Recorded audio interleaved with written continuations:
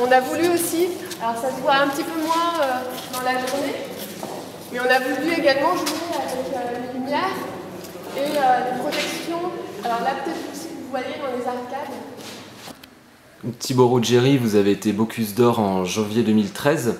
Alors l'abbaye de Fontevraud, quel est votre challenge ici?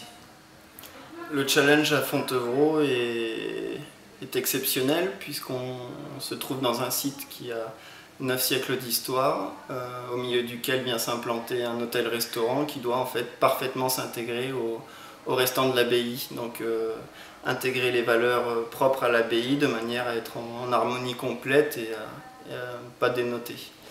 Et vous apporterez votre patte, votre expertise ici à l'abbaye de Fontevraud. Racontez-nous un petit peu, vous avez un slogan justement, racontez-nous un petit peu ce slogan.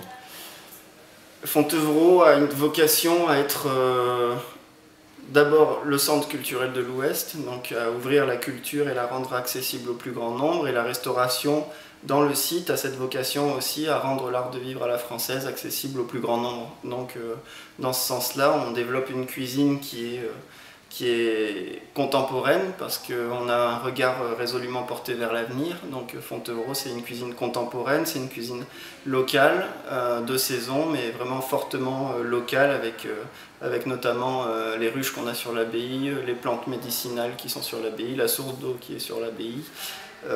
Et donc on compose une cuisine quelque part qui est propre à Fontevraud, c'est-à-dire que quand on s'assied à la table du restaurant, on déguste une cuisine qu'on ne pourrait pas retrouver à Paris ou à Bordeaux par exemple. Il y a vraiment cette volonté forte d'assumer ses décisions, son engagement et de réaliser une cuisine vraiment harmonieuse par rapport à l'abbaye.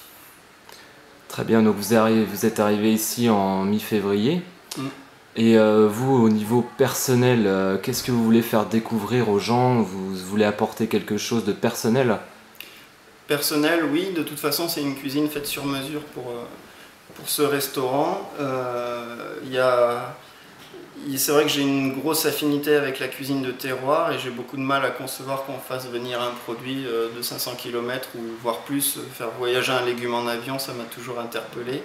Donc dans ce sens-là, à Fontevraud, on a une cuisine engagée qui se base avant tout sur le goût. Parce que pour moi, la cuisine, c'est avant tout bien manger. Et ensuite, il y a un travail fort qui est réalisé sur l'esthétique. Donc c'est vraiment de concilier ce travail gustatif et le travail visuel, quelque part, artistique. Donc c'est notre prétention, c'est ce vers quoi on s'achemine et on est plutôt en bonne voie, j'ai l'impression. Donc faire du beau avec du bon, c'est ça? Voilà, exactement. Et concilier le beau et le bon. Ouais. Tout à l'heure, vous me disiez qu'à l'abbaye de Fontevraud, il n'y avait pas de superflu, et même dans la cuisine. Voilà, effectivement, on se trouve dans un bâtiment où tout ce que vous pouvez observer a un rôle et une fonction. Il n'y a rien d'illusoire, de superflu dans l'abbaye, et donc il y a vraiment cette valeur qui doit se retrouver dans la cuisine.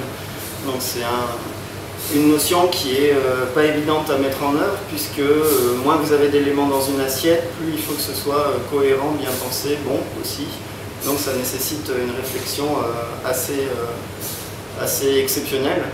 Notamment je pense à un plat qu'on a réalisé qui est un parmentier de riz de veau. Déjà sur le papier, un parmentier de riz de veau, c'est assez audacieux.